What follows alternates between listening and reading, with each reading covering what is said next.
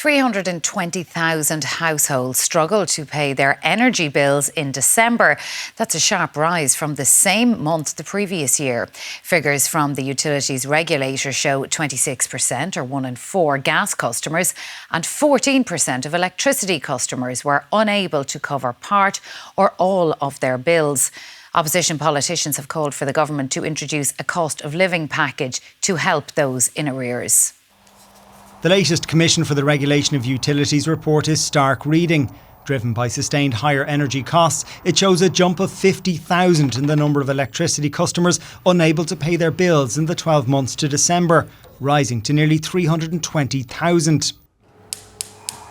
While the total number of people in energy arrears for both electricity and gas bills reached almost 500,000, with many more struggling. I have prepaid the card, so what that would be for Monday to Friday, €30 a week, and that's using a very, very limiting your time at probably put it on for an hour in the morning and then an hour in the afternoon, and then that would be all. I won't put the heating on now. I leave it till it gets really cold. Last year, for instance, I would have been putting €25 in the gas and 25 in the electricity, and last year I would have got maybe 7 days out of it. Now I'm putting 30 in and I'm getting 6 days. Those in receipt of fuel allowance, so people on pensions, disability, people living alone, we saw their fuel allowance went up by €140, yet we know that the costs have gone up by €321. That's a big gap for people to fill. Amid increases in the cost of living, the government introduced energy credits in recent budgets. However, last year they were stopped. We're calling on the government to finally listen to the reality that the cost of living crisis hasn't gone away and that we need energy credits now to help struggling households out. I mean, these figures are absolutely shocking. The Taoiseach says more targeted help is coming. Not only will 50,000 more households who receive the working family payment qualify for fuel allowance from March, most importantly that will be backdated to January. So to those 50,000 households I want to say assistance is on the way. For many, additional help can't come soon enough. The average value of electricity account arrears has risen to €466, while the number of energy customers in arrears for more than 90 days has gone above 340,000. Angus Cox, RTE News. Now, opposition parties have called for the reintroduction of energy credits after new figures showed that almost 320,000 people were in arrears on their electricity bills last December. For more on this, we're joined by energy economist Dr Muireann Lynch from the ESRI. And thanks indeed for joining us on 6-1. As we say there, almost 320,000 people were unable to pay their full bills last December. Now, the opposition would say that it is evidence that energy credits should not have been removed by the government. Is the opposition right on this one? Well, if we look back at when the energy credits were being paid, what we saw was arrears in gas rose a lot faster than arrears in electricity. So because the energy credits came on your electricity bill specifically, what that would suggest is that people were actually using that credit to prevent them falling into arrears in electricity, and because there was no similar credit on gas bills, gas arrears rose faster. Having said that, the real problem with the energy credits was the fact that they were universal in nature. So, over nearly 320,000 families in arrears is a big problem. And we would imagine that there are many more households that aren't in arrears but are still really struggling to pay these high bills. But there are about 2 million households in the country.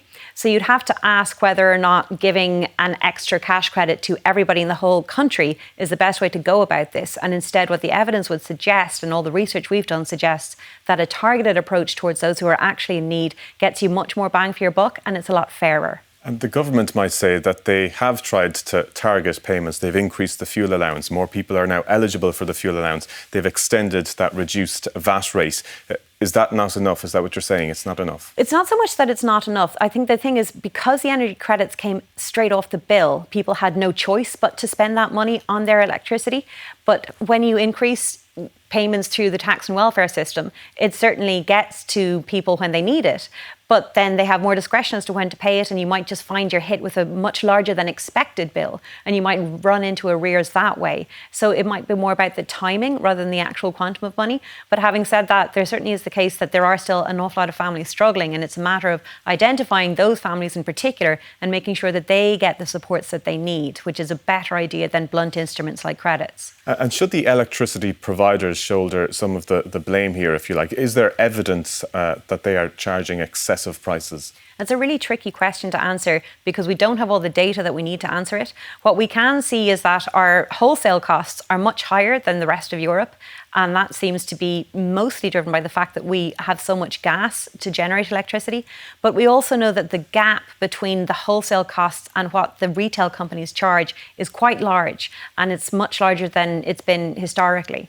And we need to get into why that is. It's difficult with the data that we have available. But one would have to assume that the lack of competition might explain at least some of that, and it's something that we need to get better data on. Because I saw before Christmas the ESRI was before an Oireachtas committee, and they were making the point that the gap between the wholesale price, which is what the companies buy the power at, versus the retail price has been widening since the Ukraine crisis, really. I wonder, should there be an inquiry into how companies are charging people and how the whole price breaks down? Well, the National Energy Affordability Task Force looked at this issue specifically, and they released an interim report a while ago. And I think the CRU has been tasked with looking at that issue specifically. But the problem is that a lot of it just comes down to how much we can see and how much we can't see in the data. Some of it's commercially sensitive, some of it only the regulators have, and then some of it is publicly available. So on the basis of the publicly available data, I wouldn't rule it out, but there are an awful lot of things that are driving our electricity costs beyond lack of competition. So things like, as I said, we're so reliant on gas. Our network charges are also relatively high because we have so many one-off houses and that kind of thing. So while competition may be a factor, I wouldn't say it's the only factor. All right, Dr Muireann Lynch from the ESRI, thanks indeed for speaking to us on 6-1. Thank you.